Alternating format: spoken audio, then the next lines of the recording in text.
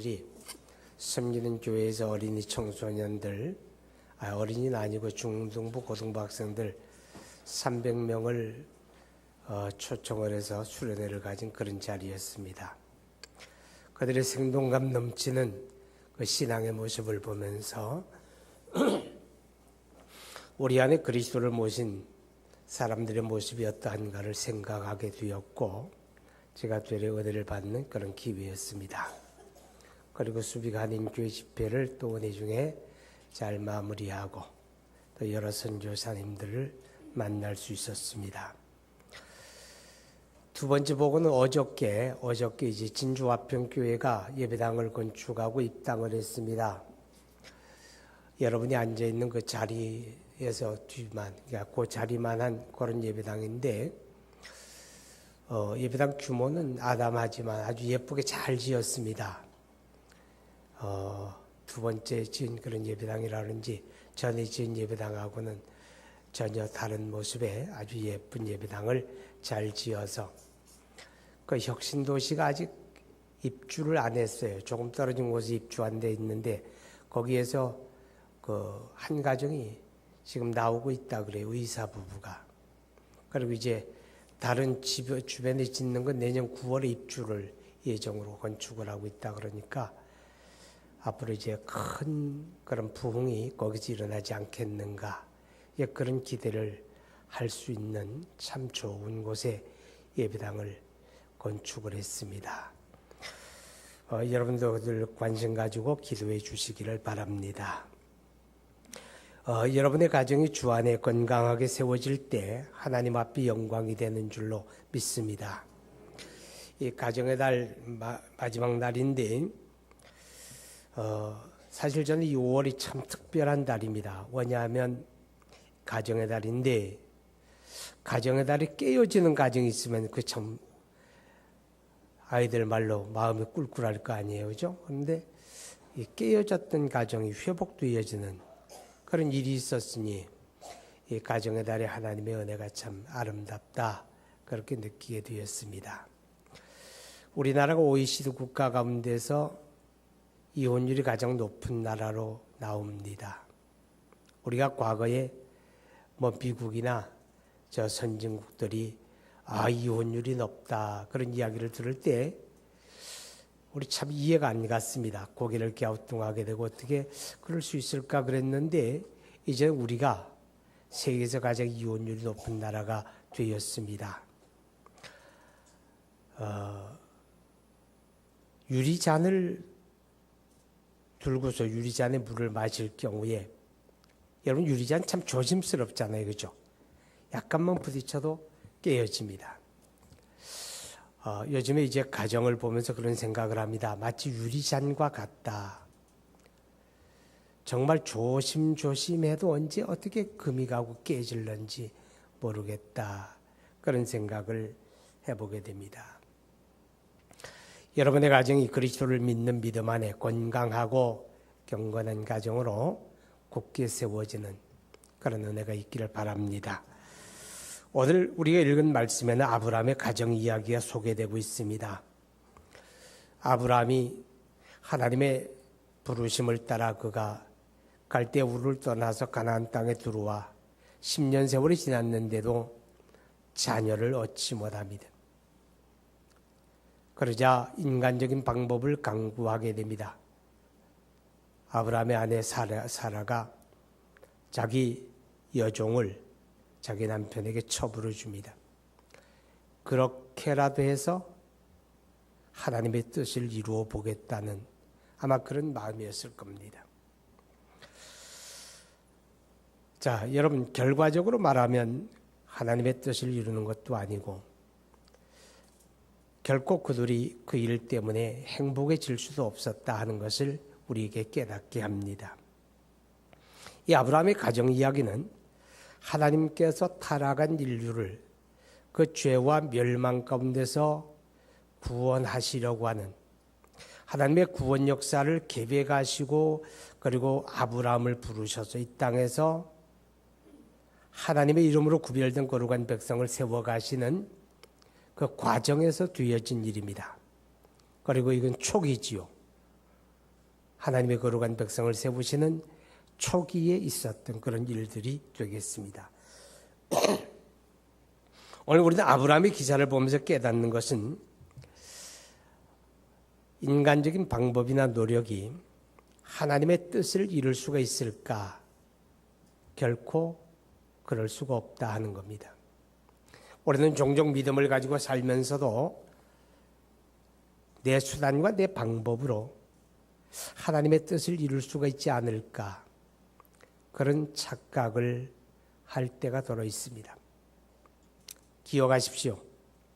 결코 우리의 의도, 우리의 방법, 우리의 수단이 하나님의 뜻을 이루지 못합니다.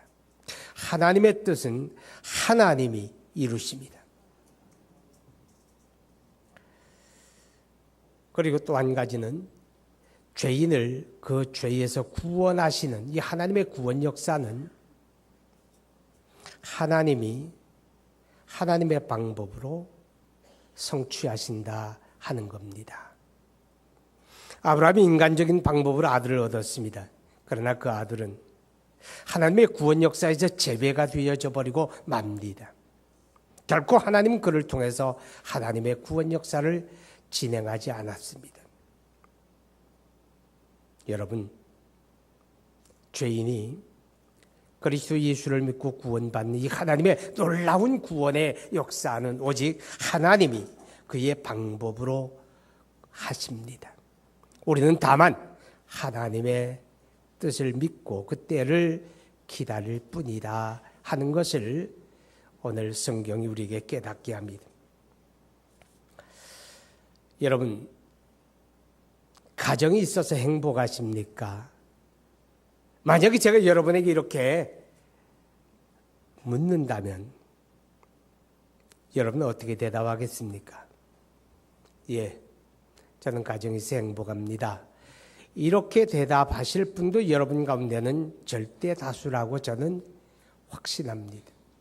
그러나 그 중에는 가정이 있어서 저는 불행합니다. 가정 때문에 저는 불행합니다. 이렇게 말할 수 있는 사람도 우리 가운데 없지 않다는 것입니다. 하나님이 가정을 세워주었습니다. 우리가 창세기 2장에 보게 되면 최초의 사람 아담을 만드시고 그 아담에게 하와라고 하는 돕는 배필을 만들어 주심으로 최초의 가정이 만들어지게 됩니다. 하나님이 만드셨습니다. 하나님이 무엇 때문에 우리에게 가정을 만들어 주었습니까? 두 가지 목적이 있었습니다. 첫째는 사람들의 행복을 위한 것이었습니다. 하나님이 아담을 지으시고 그 아담이 혼자 지내는 것이 좋지 않았습니다.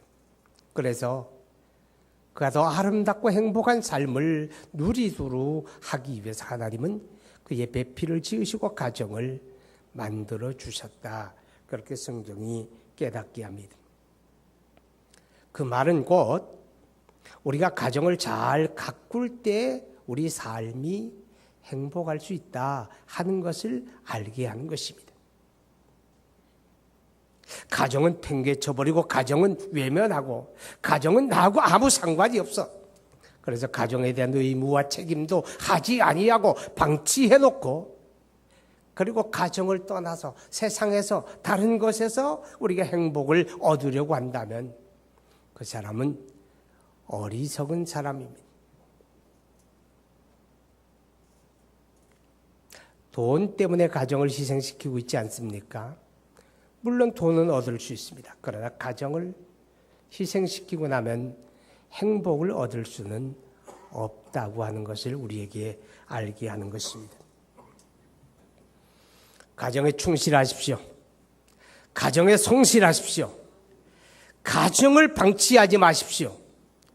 그리스도인은 가정을 소중하게 여길 줄 아는 사람입니다. 힘들고 어렵고 희생이 따르고 충분한 헌신이 있다 할지라도 여러분 가정을 잘 가꾸어야만 우리 삶이 행복할 수 있습니다. 그것은 하나님의 원리입니다. 그것은 하나님의 질서이기 때문에 그렇습니다. 하나님이 가정을 만드신 두 번째 목적은 하나님의 영광과 하나님의 기쁨을 위한 것입니다. 다시 말해서 여러분의 가정이 건강하게 세워지고 여러분의 가정이 경건한 가정을 이루어 행복한 삶을 살아갈 때 그것이 하나님의 기쁨이고 그것이 하나님의 영광이 된다는 뜻입니다. 그러니까 우리 가정은 반드시 신본주의적인 가정으로 세워져야 합니다.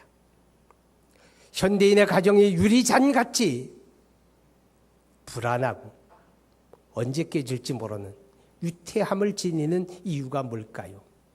신본주의, 하나님 중심이 아니라 인본주의, 사람 중심의 가정을 만들기 때문에 그렇다 하는 것입니다.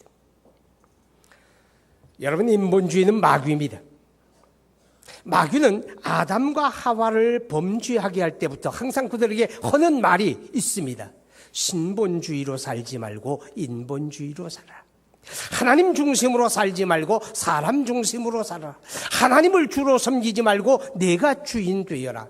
이것이 바로 마귀의 술책이었고, 그렇기 때문에 오늘 우리 사회를 지배하고 있는 이 인본주의가 여러분 마귀의 악한 술책으로 말미암는다는 사실을 우리는 기억을 해야 됩니다. 그런데 가정이 시작이 될 때 결혼식을 함으로 시작이 되잖아요. 이 결혼식 하는 모습을 보면 참 다양합니다. 나라마다 다르고 또 문화마다 다르고 민족마다 다르고 참 다양합니다. 그리고 우리나라 사람들도 결혼식 하는 게 뭐 종교마다 다르고 풍습이 얼마나 다양합니까? 뭐 다 가능하겠지요. 그러나 한 가지는 잊지 말아야 합니다. 결혼식은 가정의 시작입니다. 가정의 시작은 하나님으로부터 되어야 합니다. 하나님 앞에 가지는 신실한 신앙 고백, 하나님 앞에서 가지는 거룩한 언약, 하나님 앞에서 누리는 하늘의 신령한 복을 놓치면 안 됩니다. 그런 가정이 시작이 돼야 돼요. 하나님은 없고 우리만 있는, 너와 나만 있는, 우리의 즐거움만 있는 그런 결혼식은 건강한 가정의 출발로서는 많이 부족합니다.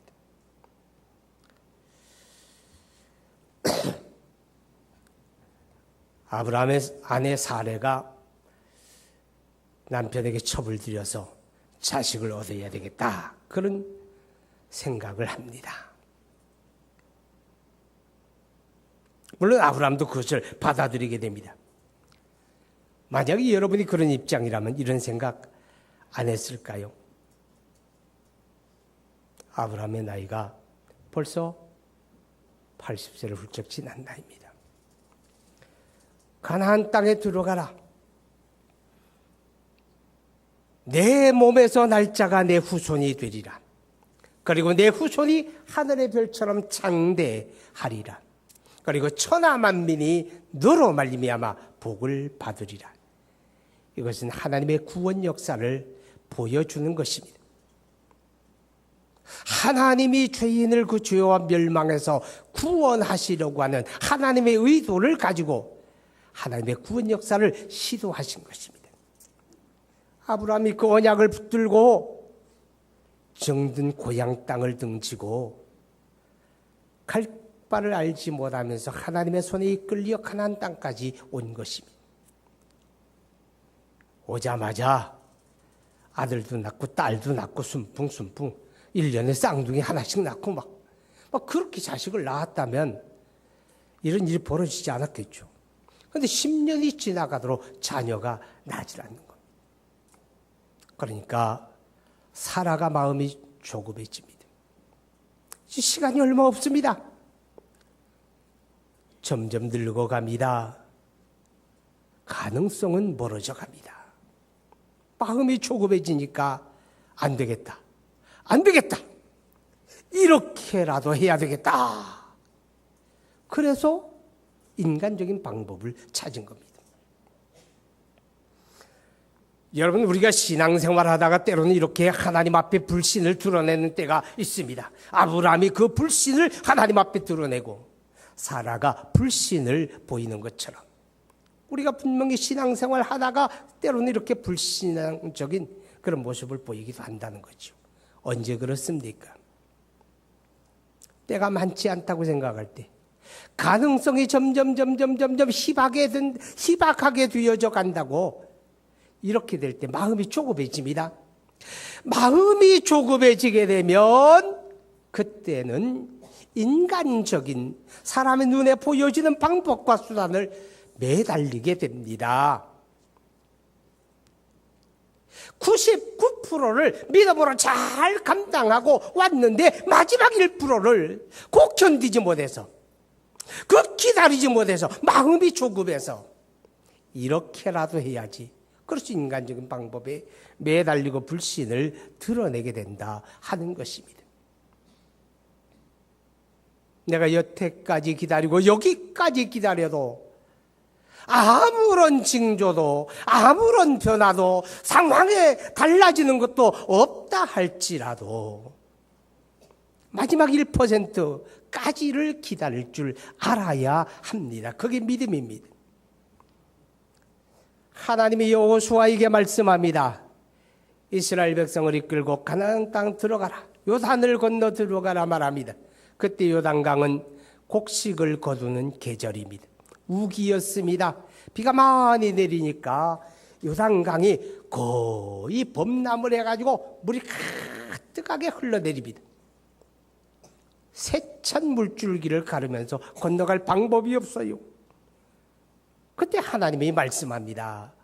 여호수아에게 대제사장으로 하여금 하나님의 언약궤를 어깨에 매게 하라. 하나님의 언약궤를 메고, 그리고 저 세차게 흘러내리는 요단강 속에 들어가라. 그러면 흘러내리는 물이 끊어지리라. 그렇게 말씀을 해요. 여러분, 우리가 성경을, 하나님의 말씀을 인간적인 차원에서 이성적으로 접근하게 되면 말이 안 되는 겁니다. 그러나 내가 하는 게 아니라 우주와 만물을 창조하신 전능하신 하나님 편에서 바라보게 되면 그까지 거는 일도 아닙니다. 아멘. 자, 이제 문제는 여기서부터입니다. 여호수아가 하나님의 말씀을 그대로 믿었습니다. 그리고 제사장들이 하나님의 언약궤를 어깨에 맸습니다. 그리고 요단강가에 강변이 점령 갑니다. 발끝을 가지고 물을 살짝 건드려 봅니다. 막 건드리는데 촤악 소리가 나면서 요단강이 막 갈라졌더라면 얼마나 좋겠습니까? 아무런 징조가 없습니다. 아무런 징조가 없습니다. 그때까지도. 앞에 선 제사장 왼발이 물속에 들어갑니다. 푹 잠깁니다. 물길에 막 또 내려갑니다. 오른발 들어가고, 그리고 뒤에 따라오던 제사장이 하나님의 언약궤를 앞뒤에 세우고 물속에 푹 들어가는 그 순간 흘러내리던 물이 끊어졌습니다. 내려가던 물은 흘러내려가고 요단강이 갈라지고 그 사이로 하나님의 백성들이 건너가게 되었습니다. 거기까지 가야 합니다. 거기까지 가야 하는데 우리가 조급해가지고, 우리가 너무 마음이 조급해가지고 그 1%를 기다리지 못하고 인간의 방법에 매달려서 하나님의 역사를 이루지 못하는 안타까운 일들이 우리 삶에 얼마나 많은지 모릅니다.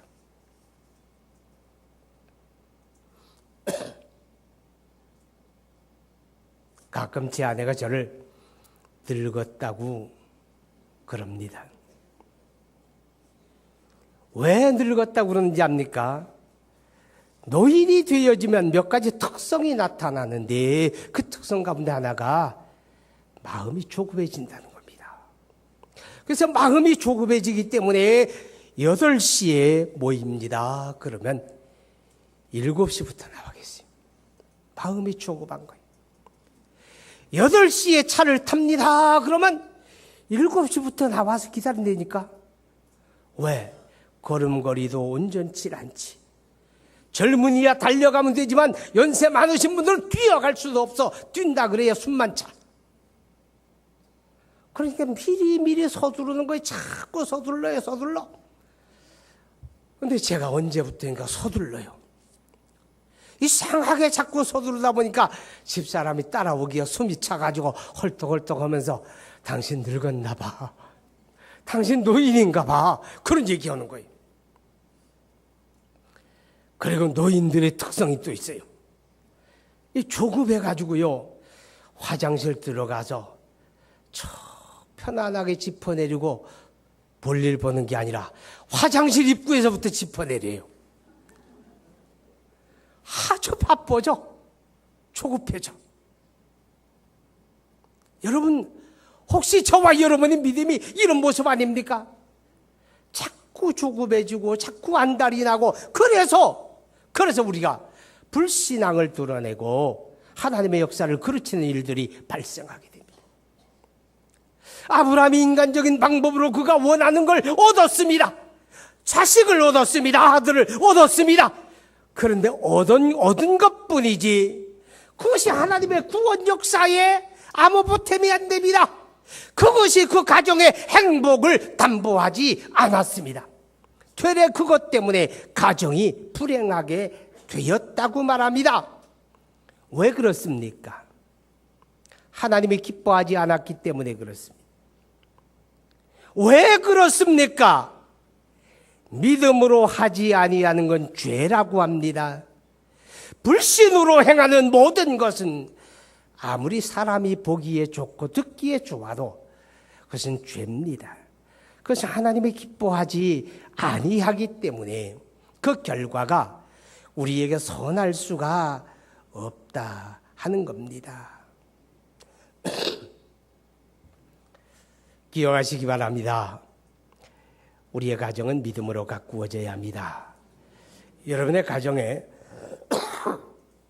제가 구역신방을 하면서 보니까 정말 안 믿는 가족이 참 많이 있습니다. 가정 전체가 그리스도를 믿고 믿음 안에 하나 되어진 가정도 많은데 그렇지 않은 가정도 엄청나게 많아요. 믿지 아니하는 남편, 믿지 아니하는 아내, 믿지 아니하는 자녀, 믿지 아니하는 형제, 믿지 아니하는 부모, 한 가정 안에 믿지 아니하는 가족이 많이 있습니다. 여러분, 반드시 그분들이 믿음을 갖고 가정이 그리스도 신앙으로 하나 되어야 합니다. 그리스도 신앙으로 하나 된 가정과 그렇지 못한 가정은 전혀 다릅니다. 사도행전 16장 31절에 이렇게 말씀을 합니다. 주 예수를 믿으라. 그리하면 너와 네 집이 구원을 얻으리라. 아멘. 이 말씀에 오해가 없기 바랍니다. 내가 예수 믿고 구원받으면 내게 속한 사람들은 저절로 구원받는다? 그런 뜻 아닙니다. 내가 예수 믿은 것은 하나님이 내게 속한 모든 가정 구성원들이 나로 말미암아 복음 듣고 예수 믿고 구원받기를 원하신다는 하나님의 뜻을 알게 한 것입니다. 아멘. 그렇기 때문에 우리는 내가 믿음을 가지게 되면 내게 속한 가정 구성원 모두가 예수 믿고 구원받는 게 하나님의 뜻이다. 이렇게 받아들여야 합니다. 그리고 그 믿음을 가지고 하나님 앞에 기도하며 그리고 여러분의 가족을 그리스도 앞으로 인도하기 위해서 여러분이 수고하고 노력해야 된다 하는 것입니다. 그리고 우리 가정을 경건하게 가꾸어야 하나님의 영광을 받습니다. 앞서서 제가 여러분에게 인본주의를 이야기했는데 너무 많은 가정들이 세상을 본받습니다. 그래서 가정을 가꾸는 모든 모습을 보게 되면 전부 다 세속적인 눈에 보기 좋은 대로 귀에 듣기 좋은 대로. 지금은 이제 우리 교우들의 가정에 그런 가정이 없는데 그전에는 들어 있었어요. 어떤 가정에 가게 되면 이 거실에 들어가서 제일 잘 보이는 거실에 거기 진열장을 세워놓고 그 진열장 안에 가장 잘 보이는 위치마다 아주 양주병을 그냥 자랑스럽게 진열을 해놓고 있는 그런 가정들이 있었어요. 여러분, 그런 가정에서 자녀들이 건강하게 자라기가 어렵습니다. 그게 있어야 할 자리는 책이 있어야 할 자리예요. 우리 가정이 경건하게 세워져야만 건강한 가정이 됩니다. 여러분, 우리가 세상이라고 하는 풍조를 한번 보세요. 이 세상의 가치와 풍조는 이기주의, 배금주의, 쾌락주의 그런 겁니다. 우리가 그걸 그대로 받아들이면 그런 가정이 어떻게 건강하게 됩니까? 우리가 신앙의 가치관을 가지고 우리가 신앙의 성경의 가르침에 신앙의 풍조를 받아들여서 그렇게 가정을 가꾸어야 이런 가정이 세파에 흔들리지 않는 건강한 가정이 되어지는 것을 기억하시기 바랍니다. 여러분, 집을 보세요. 살고 있는 집을 보게 되면 몇 년 살다 보면 일상적으로 사용하는 수도꼭지가 고장이 날 때도 있잖아요. 때로는 문고리가 잡고서 열고 닫는 문고리가 고장 날 때도 있잖아요. 어떻게 해야 합니까? 여러분이 집을 잘 가꾸잖아요. 쓸고 닦고 고장난 거 고치고 망가졌으면 새 거 사다가 부품 교체하고 그래야 집이 깨끗하고 건강하게 오래오래 사용합니다. 그런데 그 집보다 더 중요한 게 가정입니다. 아무리 집이 좋아도 가정이 엉망이 되고 나면 그 집이 빛나지가 않습니다. 여러분, 가정을 가꾸어야 합니다. 집을 손질하고 집을 가꾸는 것처럼 우리가 가정에 관심을 가지고 그 가정을 하나님 앞에서 하나님의 영광 받으시고 하나님이 기뻐할 수 있는 그런 가정으로 가꾸기 위해서 우리가 관심을 가져야 돼요. 그리고 기도해야 되고 우리가 노력을 해야 됩니다. 헌신을 해야 됩니다. 아무런 노력도 없이 방치되어졌는데 저절로 건강한 가정이 되어지리라고 생각하시면 안 됩니다. 이 세상은 천국이 아닙니다. 여기에는 우리를 넘어뜨리려고 하는 악한 세력들이, 우리의 가정을 박살내려고 하는 악한 세력들이 우리 주변을 포진하고 있습니다. 잠깐만 방심하게 되면 가정 하나 무너지는 거 잠깐입니다. 여러분, 정신 차리시기를 바랍니다. 아브라함의 가정이 불행한 건 돈이 없어서가 아닙니다. 환경이 나빠서가 아닙니다. 이때 아브라함은 부자였습니다. 아주 많은 노비를 데리고 옵니다. 많은 가축을 이끌고 옵니다. 지금으로 말하면 낙농업자입니다. 가나안 땅에 와서 잘 삽니다. 편안합니다. 그런데 가정은 불행합니다. 갈등이 있습니다. 미움이 있습니다. 원망이 있습니다. 다툼이 있습니다. 눈물이 있습니다. 곡소리가 끊이지 않습니다. 원망 소리가 끊이지 않습니다. 이 불행한 가정입니다. 혹 여러분의 가정에 그런 일이 있지 않습니까? 가정에는 기도 소리가 있어야 합니다. 가정에는 감사가 있어야 합니다.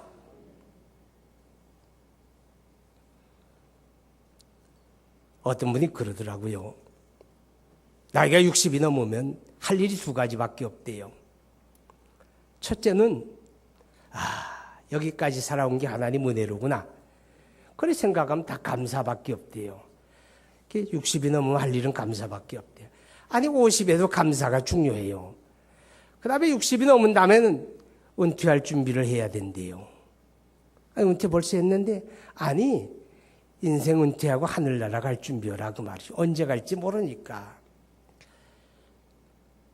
왜 사람들이 감사를 잃어버립니까? 그 나이가 돼가지고도 자꾸 욕심을 키우는 거예요. 욕심을 키우게 되면 인생의 무게가 자꾸 무거워집니다. 체력은 딸리는데 그렇잖아요. 인생의 무게가 왜 자꾸 무거워집니까? 욕심을 내려놓지 못하니까. 천국 갈 준비 안 하렵니까? 언제 갈지도 모르면서 사는 것만 생각합니까?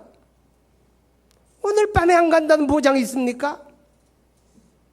천국 가기를 원해서 여러분 예수 믿고 구원받은 거예요. 할렐루야. 우리 가정은 감사가 가득해야 합니다. 할렐루야. 어떤 사람 그럴 거예요. 아니, 원망을 할 수밖에 없는 상황입니다. 불평을 할 수밖에 없는 이유가 있어요. 그렇죠. 이유가 있지요. 그런데 믿음은 뭡니까? 믿음은 그 이유를 극복할 수 있는 게 믿음입니다. 원망할 수밖에 없고 불평할 수밖에 없고 갈등할 수밖에 없는 그 이유를 극복하는 게 믿음입니다. 믿음이 없는 사람들은 입을 열어 불평하고 원망하고 그럴 때 믿음을 가진 사람은 하나님 앞에 기도합니다. 하나님의 뜻을 구합니다. 하나님의 생각을 구합니다. 하나님의 의도를 구합니다. 할렐루야. 그러니까 극복합니다. 그리고 감사해야 돼요.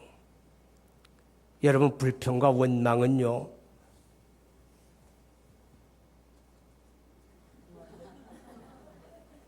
불행을 이끌어 드립니다. 여러분이 집에 여러분이 불평하고 원망하면 불행을 이끌어 드려요. 누가? 내가 이끌어 드리는 겁니다. 내가 지금 우리 집에 불행을 이끌어 드리는 거예요. 근데 감사하는 것은 하나님의 복을 이끌어 드리는 겁니다. 할렐루야. 하나님이 감사하는 자들을 기뻐하는 거예요. 그래서 범사에 감사하라고 그러잖아요. 감사함으로 하나님의 궁정에 들어가며 감사함으로 여호와를 노래하며 감사함으로 하나님을 예배하라고 하잖아요. 감사가 하나님의 기쁨이에요. 그러니까 감사가 행복을 이끌어 드립니다. 할렐루야. 기도하겠습니다. 우리 함께 여러분의 가정을 위해 기도합시다. 왜 불행합니까? 왜 행복하지 못합니까? 여러분, 직장보다 중요한 게 가정이란 거 아십니까? 가정이 엉망되면 돈이 무슨 의미가 있습니까? 지위가 무슨 의미가 있습니까? 여러분의 가정이 건강하게, 경건하게 세워져야 행복합니다. 그래야 하나님의 영광을 받고 기뻐합니다. 그런 가정 세워지기 원합니다. 우리 마음으로 같이 다짐하며 기도합니다. 거룩하신 아버지 하나님, 우리 하나님의 은혜와 사랑을 진심으로 감사합니다. 하나님께서 우리에게 가정을 세워주셨는데 혹 우리 가운데 가정에 무관심하고 무책임하고 가정을 팽개치고 가정을 외면하고 가정을 방치하고 생활하는 어리석음이 있다면 오늘 하나님 앞에 회개할 수 있기 바랍니다. 하나님이 내게 맡겨주신 가정으로 알고 이제부터라도 가정에 충실하고 가정의 책임을 다하고 가정을 잘 가꾸려고 노력하는 그런 하나님의 권속들 되어지게 되기를 원하며, 하나님의 우리가 결코 가정에 행복하지 않으면 하나님의 영광을 받지 아니하며 하나님의 기쁨 되지 않는다고 했습니다. 우리가 밖으로는 환난과 시련이 우겨싼다 할지라도 우리 안에는 평강함이 있어야 하는데, 거룩하신 아버지 하나님, 기도하며 간구합니다. 사랑하는 우리 권속들의 가정이 믿음의 토대 위에 세워지기 바라며 건강하고 경건한 가정을 이루기를 원하나이다. 하나님 아버지, 가정에 관심을 가지며 가꿀 줄 알게 하시고 불평과 원망과 시비와 다툼은 사라지고 감사가 가득한 가정, 감사가 충만한 가정, 감사가 넘치는 가정 되어 우리 하나님의 복이 임하는 사랑하는 주의 권속들 되어지기를 간절히 원하고 예수님 이름으로 기도하옵나이다. 아멘.